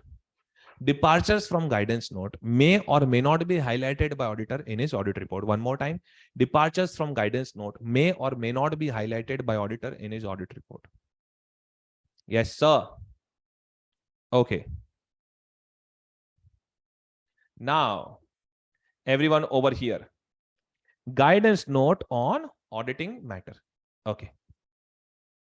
Very simple. I'm just going to write one line. Auditor should ordinarily follow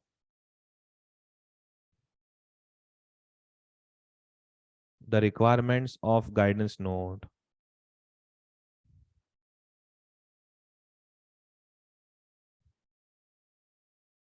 unless there are valid reasons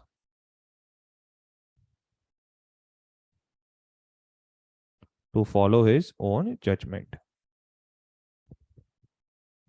Auditor should ordinarily follow the requirements of guidance note unless there are valid reasons to follow his own judgment, and that he need not highlight it anywhere in the audit report. Auditor should ordinarily follow the requirements of guidance note unless there are valid reasons to follow his own judgment. Yes, sir. Okay.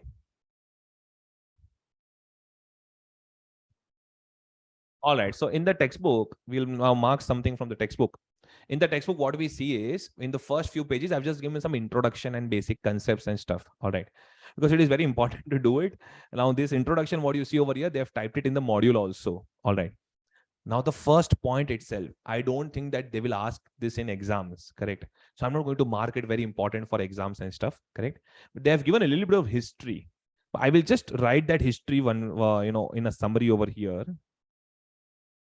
So this is a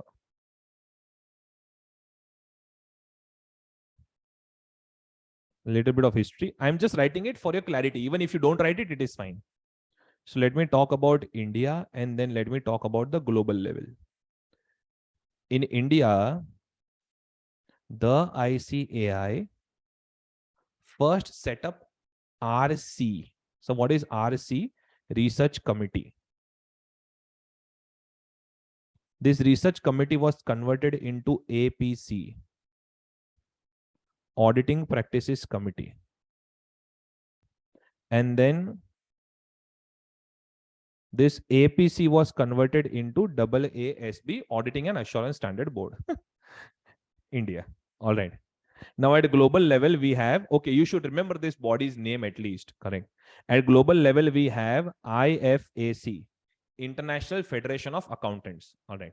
This IFAC created IAPC, International Auditing Practices Committee. And this International Auditing Practices Committee created International Auditing and Assurance Standard Board. Okay. Now listen to me. The ICAI is a member of IFAC, International Federation of Accountants. So all global, all the bodies of these different countries, whether you talk about American Institute of Certified Public Accountants or Canadian Institute of Chartered Accountants, all right, we are all members of IFAC, International Federation of Accountants. All right, so we follow their requirements. All right, and we follow their framework. Okay. So everyone, this is what you're going to see over here. I'm going to go with a very fast reading, all right, because this does not require too much of time. After that, I want to discuss a nice concept. So Council of the ICAI set up a research committee. Then research committee RC, for the first time, they issued statement on auditing practices. Then 1977, International Federation of Accountants came into existence. They formed IAPC, International Auditing Practices Committee. They issued international standards on auditing. All right. 1982, Institute also felt jealous.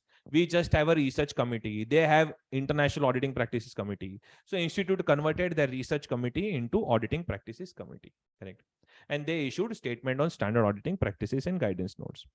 Then in 2002 July, because International Federation of Accountants created IAASB, so like how we follow Western culture in everything, we felt, oh my God, they created IAASB. We will also create AASB. All right. So ICAI converted APC into AASB, and then they came out with auditing and assurance standards, which are now known as engagement and quality control standards. But let me give you a good news for your career also, that these standards which you are studying as of now, they are in line with international standards. So if we have SA 200 overall objective, even ISA, International Standard Auditing 200, is overall objectives of independent auditor. And because of that, you can pursue your careers in Canada, in Australia, all right, in England, in Ireland, because we have all adopted this international framework. Okay. That is why when you want to become a member of Chartered Accountancy over there, these institutes have have a MOU with each other, due to which you can clear 1 or 2 papers in these countries and become their member of Chartered Accountant also. So that is why. So you are basically studying an international topic from a Desi faculty. Okay. Sorry, that was too much. So everyone over here, 1.2. IAASB. My God. Who is this IAASB? Come on, you know it already. I'm just going to read it very quickly. IFAC board has established IAASB to develop an issue in public interest and under its own authority, high quality auditing standards. IAASB functions as an independent standard setting body. Hey, tell me everyone, are you clear with this? Any confusion? No, na? This is just factual information. Huh? That is why I'm going fast. Okay. So in such factual information, if you are not clear, you need to stop me over there. Okay. ICAI is a member of IFAC and is very much committed towards implementing the guidelines of IFAC. Now listen to me. Listen to me. Here we need to go slow. These are all 4 mark questions. 2 couple of 4 mark questions. All right. Okay. Now let us talk about AASB. Don't get bored now. This is where institute will catch you. AASB, Auditing and Assurance Standard Board. What is their scope and function? Hey, come on, man. Come on. You can just write it on your own. Come on. AASB, what will be their scope and function? Auditing and Assurance Standard Board will find out where standards are required. Correct?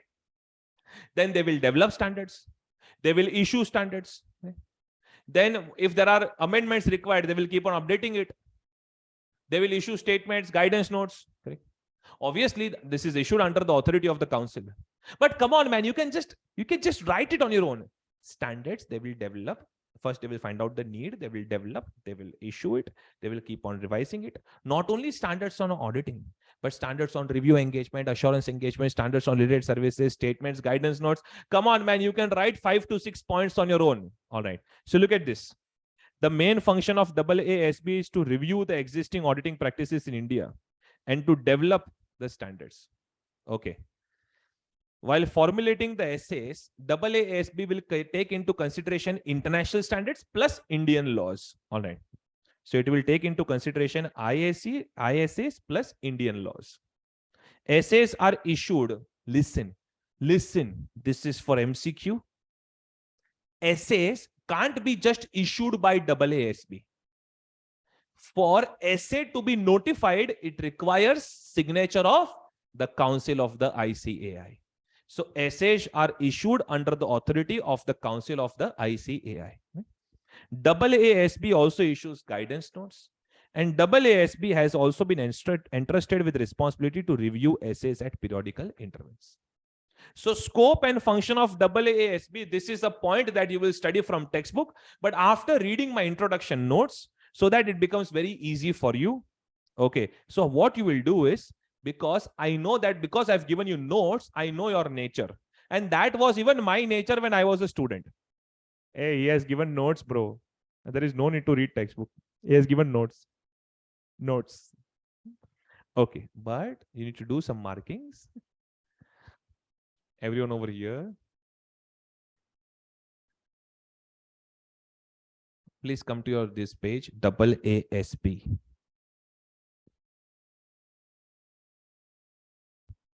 Scope and function of AASB. 4 marks. Textbook point number 2. Point number 2, page number 4.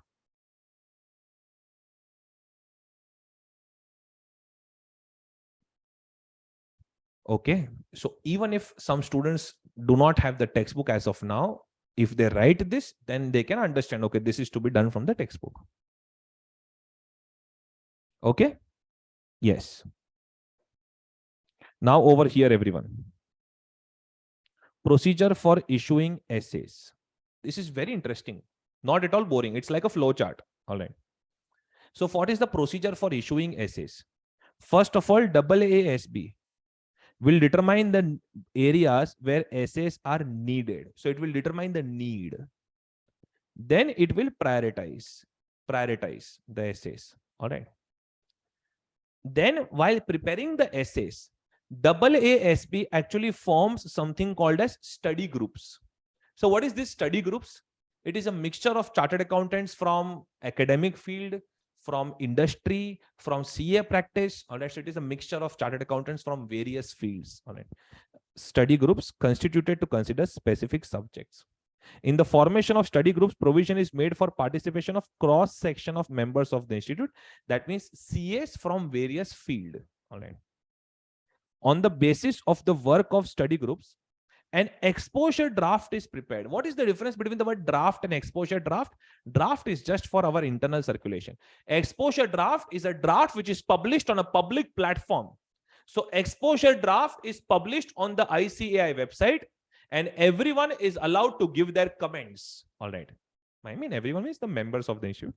So exposure draft of the proposed essay is prepared by the committee and is issued for comments by the members of the institute. After taking into consideration the comments received, the draft of the proposed essay is finalized by the AASB and it is submitted to the council of the ICAI. The council of the institute considers the final draft of the proposed essay and if necessary modifies the same in consultation with AASB, and then finally essay is issued under the authority of the council. So come on, can you give me the flow, please? Can you give me the flow? So first, see, I am writing this in the textbook. For students who don't have the textbook, they can put it down in their notes. All right. But I want people to study the textbook for this point. So come on. First, AASB will determine the need for essays. Then they will form study group. Then they will prepare exposure draft.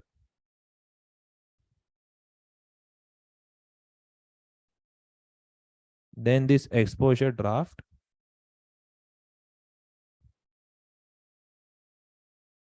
is published for comments.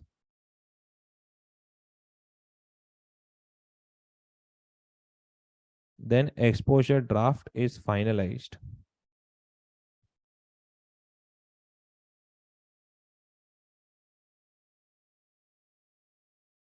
Submitted to the council.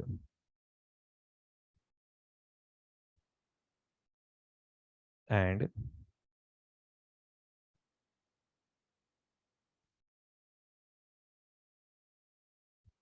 council will authorize the essay with or without modification in consultation with AASB. Very simple. 4 marks you can score easily. Yes. And tell me something, you know, you have these kind of MCQs. Have you solved such MCQs? In inter-CA level also they were there, that please arrange in a proper chronological order. What should be the order of the above points? 1, 2, 3, 4, 4, 3, 2, 1. Yes. So such kind of MCQs also they can put it over here. All right. So either it can be a 4-mark brief answer or it can be a MCQ asking you to arrange in a chronological order, in a sequential order. So this particular point can be asked in both ways, either as a brief answer or as MCQ. Tell me, are you done with this marking and with this writing? Yes. Okay. So some few points here and there we are winding up, you know. Procedure for issuing essays. Okay. Now over here, everyone, engagement and quality control standards for the students who already have textbooks. Engagement and quality control standards classification. For here, you have to write read with notes. Because this classification SQC, SA, SRE, SAE, SRS, I already gave it to you in the notes. Sir, what is the point from the textbook? Which point you have not taught? This particular point. The numbering system. Sir, why, sir? That you will understand only when I actually teach you the standards, correct? For example, you may be having a little bit of idea, that, at interstate level, all the evidence-based standards, audit evidence, external confirmation, and all of that was 500 series. Then using the work performed by others was 600 series. And you may be remembering this. All audit report standards were 700 series, correct? Okay. So there is some logic behind these numbers, all right? We are basically using an international numbering system, but that you will understand when I get into those standards. As of now, I don't want to overcomplicate things for you. Okay. That is the only thing which I have not taught. This also I have covered it in the notes, difference between audit and review.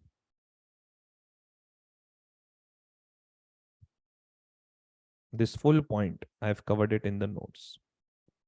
So when you write notes, what does that mean? That means if you don't read the textbook and if you read the notes for that, then it is fine. All right. When I write read with notes, that means a little bit of glance at textbook is required. Otherwise, majorly you can do it from the notes. Because this is the first lecture, so I'm explaining you the meaning of everything. Because what happens during the day of exams? What about the notes? From where am I supposed to study? Textbook or notes? And this and that. And there's too much of confusion. I don't like that. If you are with me, you will see that I'm already ready till the end. I've given you, I don't know whether you have joined my Telegram group or not. I've given you the Telegram group link also. Okay? When you took admissions with me. Just go to that Telegram group. You will see how I've supported May 22, November 22 students. All right. And May 23 preparation strategy has been given. There are revision notes, revision videos, last day revision, last 1.5 day strategy. Everything is there. But if you don't stay connected with me, then I am helpless. Correct. But if you stay connected with me, right, then you will get the benefit till the day of your exams. Okay. Now,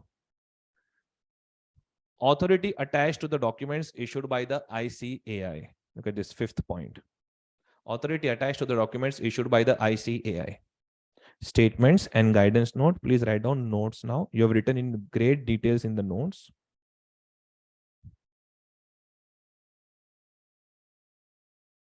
Okay. This point I have just written over here as a reminder that this can be asked in audit exams. Applicability of accounting standards and Ind AS, but obviously you will do it this from FR paper. But never forget the applicability part of accounting standards and Ind AS. And at any point of time, they can put it up in audit paper also. Applicability of standards and auditing notes. Okay. These points in 7.5, they are just giving some references from Chartered Accountants Act 1949 that if you don't follow essays, under which clause you will be held guilty. All right. Hey, tell me, have you gone through that press notification? I think it was what, 11th or 12th December, where ICAI, I think, removed 11 chartered accountants. 11 or 10, what was that number? They terminated the chartered accountants. Have you gone through that? Amrapali statutory auditors, Amrapali company statutory auditors. I had uploaded it on my social media accounts also. Yes, you will see that these references they have used over there. Right? But all of this you will understand in professional ethics notes. Just write down there PE notes. Okay, professional ethics notes. All right, so some introduction points were done. A couple of points I did it from the textbook, and for that also I've given the markings and the notes. All right, now we are going to get into this particular thing, basic concept to learn essays. You know what? Whenever you want to start with ABC, whenever you want to become an expert of English language, it is so important, all right, that you should know the ABCD. Right?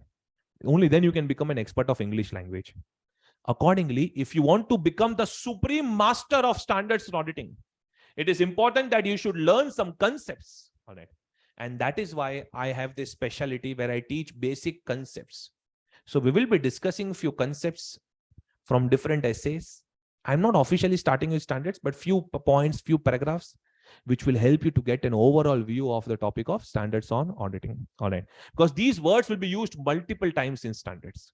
So everyone in the notes, please take a fresh page and write down this essay basics. In the notes, please take a fresh page and write down this essay basics. Okay. So now everyone, the very first concept, I know that you have used this word so many times in inter-CA. AFRF. Yeah. Applicable Financial Reporting Framework. Obviously, I'm going to discuss it at another level today. Applicable Financial Reporting Framework. So what is the normal English meaning of this? That, sir, it is nothing but the guidelines that are applicable to the entity for preparing their financial statements. Now tell me, Schedule 3 of Companies Act 2013 is a format, and accounting standards are the accounting principles and policies. But when I combine Schedule 3 and accounting standards, can I say it becomes the applicable financial reporting framework for companies? Yes or no, sir? Yes, sir. Because when I combine Schedule 3 and accounting standards, then it becomes the AFRF of the companies. Correct. Similarly, cooperative societies have their own accounts format. Similarly, banking has its own accounts format. Insurance has its own accounts format. Some follow accounting standards, some follow Ind AS. All right. But whatever guidelines are applicable to the entity for preparing their financial statements, one more time, say it with me in English. Whatever guidelines are applicable to the entity for preparing their financial statements, that is nothing but what? Applicable Financial Reporting Framework. So can I just write it in simple words? Guidelines applicable to the entity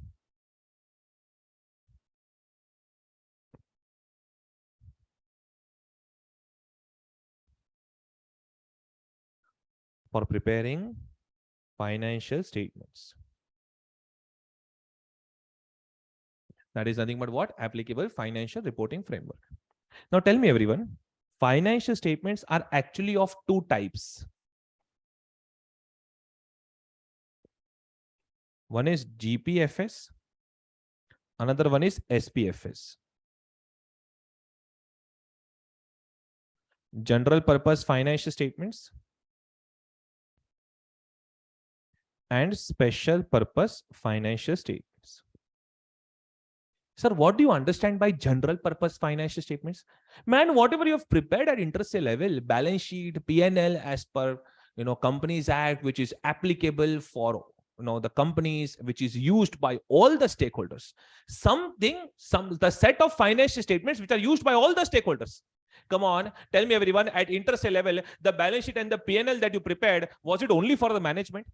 Was it only for the shareholder? Was it only for a bank? No. Can I say it was for all the stakeholders? Yes or no, sir? Yes or no, sir? Yes, sir. So that is GPFS, General Purpose Financial Statements.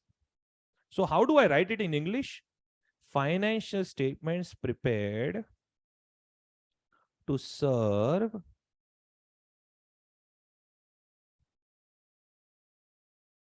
common information needs.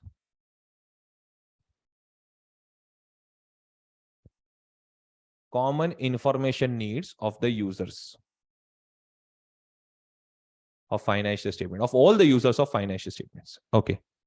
Special purpose financial statements. Let us say I am a corporate private limited company. I already have a financial statement prepared as per Schedule 3. I'm going to apply for a 200 crore rupees loan. The banker wants me to prepare a different set of financial statements as per their format so that they can get the real picture.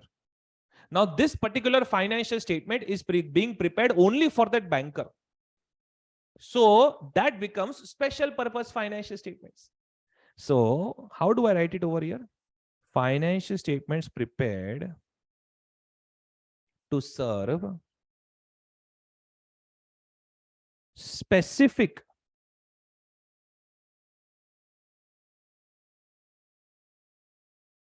information needs Of all the users? No. Of the intended users of financial statements. Over here, it was of all the users of financial statements, whereas over here, of the intended users of financial statements. Sir,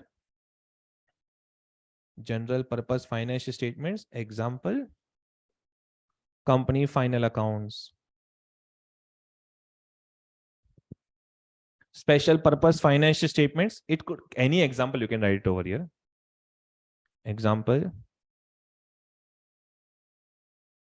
final accounts as per the banker's instruction. I don't have space. Can you just put to fill it up over here? Final accounts as per the banker's instruction. Or final accounts as per some investor's instruction. All right. Okay. But obviously, when we talk about stat audit, statutory audit, that is always an audit of which financial statements? General purpose financial statements. Correct. So statutory audit, normally what you see is for audit of general purpose financial statements. In fact, the 35 standards, which are SA 200 to SA 720, that deals with audit of GPFS only. Because SPFS is a very small and rare assignment, correct? So audit of SPFS is governed in SA 800, which is done at a later stage. Only for the students who will go into the new syllabus. Otherwise, it is, you should always be worried about 200 to 720. All right. So everyone over here. Now I want to discuss further. Now what I'm going to discuss is very important for your exams. The general purpose financial statements, obviously they are prepared based upon some guideline, correct? Now there are two types of guidelines. Wait, it will take some time to understand, but you will love it. One is fair presentation framework, and another one is compliance framework. I will make it very simple for you, but just keep on writing. Fair presentation framework and compliance framework. Tell me, people who are into statutory audit of companies, it could be bank, insurance, any corporate sector. So normally these companies, they prepare financial statements as per the Schedule 3 and accounting standards or Ind AS, whatever it is applicable. But tell me, have you ever asked management to provide some additional notes to accounts, which are in addition and beyond the requirements of Schedule 3 and accounting standards? Do you ask management that please explain this in these notes? Na? Management will say, hello, but this is not required as per Schedule 3. I am still requesting you that please explain it in the notes because it is important for the better presentation of financial statements. But it is not required as per Schedule 3. Why are you forcing us? Go download Schedule 3. It is written over there that the disclosures in Schedule 3 are minimal disclosures. It is the responsibility of the management to provide additional disclosures for the information of the users of financial statement. This line is written in Schedule 3. Please also go to accounting standards. There is a basic concept of materiality. And materiality is nothing but anything that can influence the economic decision of the users. So when you are preparing the financial statements as per Schedule 3 and accounting standards, you are obliged to provide additional information beyond the requirements of the framework. Don't mess with the article. Come on. Have you ever faced this situation? Yes or no, sir? In a less dramatic style, but have you ever faced this situation? Yes. Yes. Hello. Every action has an equal and opposite reaction. When I am throwing so much of energy, at least little bit needs to come from your side. Okay. I know you are changing your clothes as of now, getting ready for office, but little bit you can type. Okay.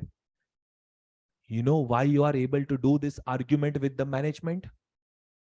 Because the company final accounts, Schedule 3, accounting standards, it is clearly written over there that the disclosures given in Schedule 3 and accounting standards are minimal disclosures. That means that much should be done for sure. And additional disclosures should be given by the management to achieve fair presentation. To achieve fair presentation. Schedule 3 and accounting standards are the biggest examples of fair presentation framework. Which framework?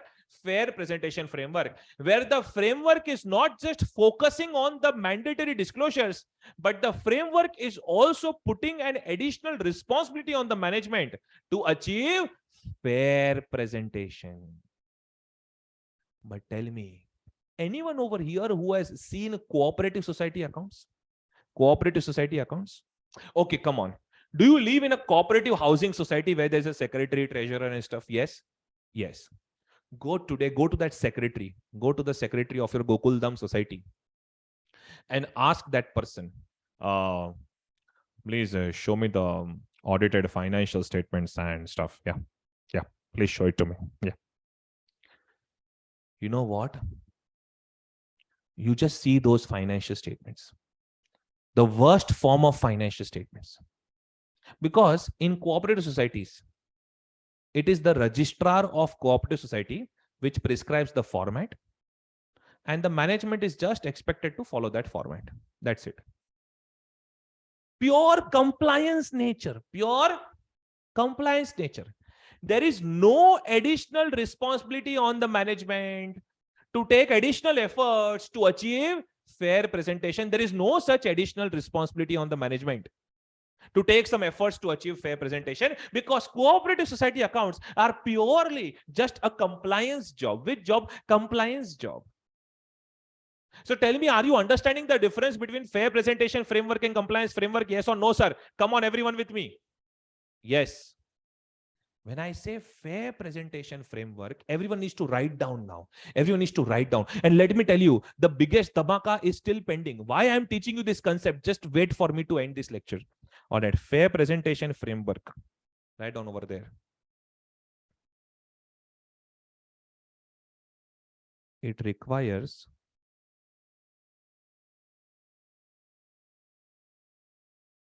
compliance with the requirements of the framework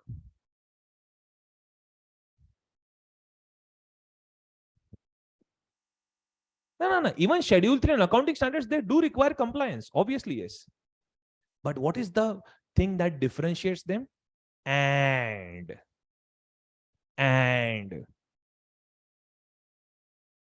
there is an additional responsibility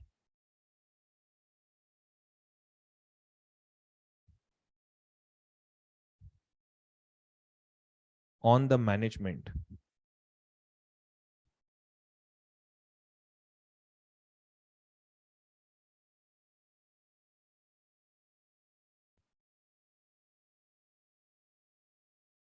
to provide additional disclosures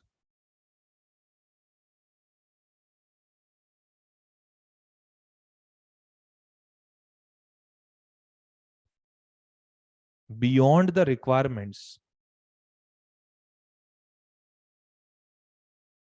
of the framework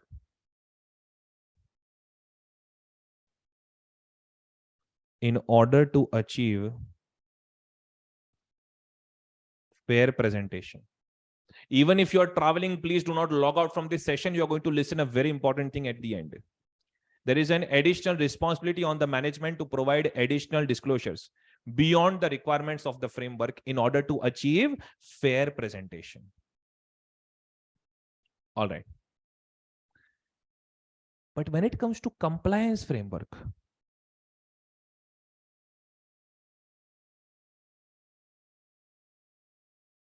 it requires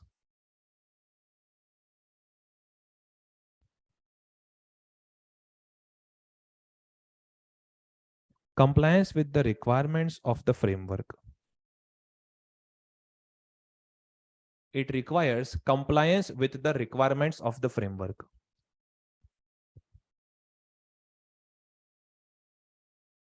And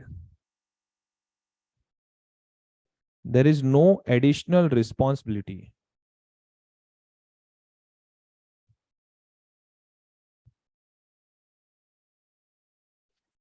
on the management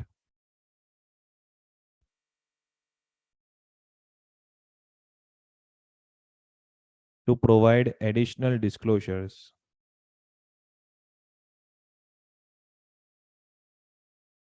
in order to achieve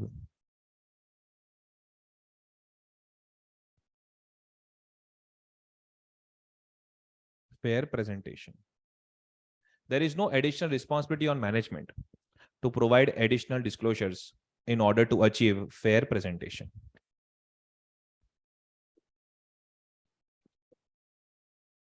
We will also write examples so that later on it does not confuse us. Schedule 3 of Companies Act 2013 plus AS or Ind AS. Compliance framework example: outdated, idiotic cooperative society accounts. I just hate that format. Cooperative society accounts. Okay. Now you know why we are learning this concept? Because when you are conducting audit of financial statements under compliance framework, I am repeating, when you are conducting audit of financial statements under compliance framework, you are not allowed to use the phrase true and fair view or presented fairly while expressing your opinion. Yes, eyes and ears wide open. When you are conducting audit under compliance framework, you are not allowed to use the phrase true and fair view or presented fairly while expressing your opinion. Why? Because the framework itself was not prescribed to achieve fair presentation. The framework was just of a compliance nature. And that is why we will also not use the phrase true and fair view or presented fairly while expressing our opinion. Today there is an open challenge. Go to the audit report of your cooperative societies where you are residing. Please ask your secretary or treasurer to share the audit report with you, and you will not see the phrase true and fair view over there. And that is how we link practical life with the concept. Are you getting my point? Yes or no, sir? Yes. Yes. Examples are all around you. You just need to observe. Okay. So that is why we are learning this concept. It will have a very big impact on our preparation. So students, for compliance framework, okay, you will put double asterisk and you will write down over here.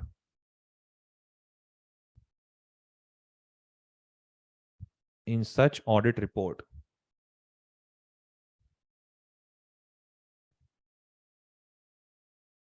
we are not allowed to use the phrase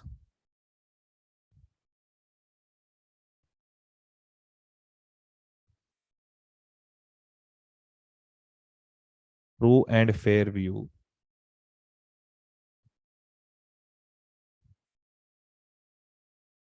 or presented fairly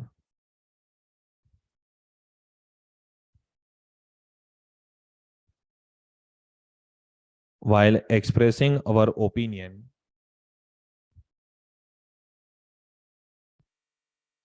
unless otherwise required by law. Tomorrow, if the law of cooperative society says that we will have to use this phrase, then we will use that phrase. No, because we don't mess up too much with our business. Unless otherwise required by law.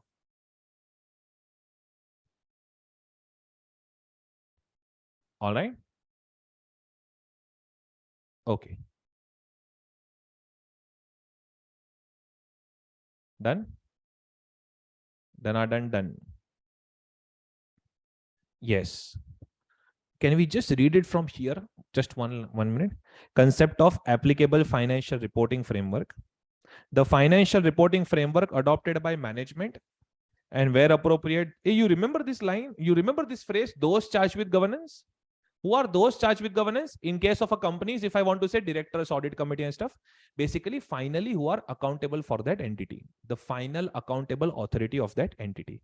Hey, listen, some people have this misunderstanding that in small entities, there is no one called as those charged with governance. No. In small entities, management, TCWG, everyone is the same. Like, let me talk about my entity, the venture that I am running, the Audit Academy. They're a small venture as of now. With your blessings, it will grow further. Correct?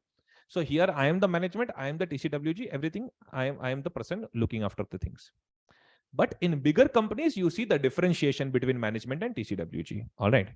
That you will come to know when we discuss also.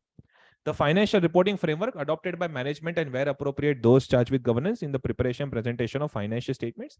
Whatever financial reporting framework they are adopting, it should be acceptable.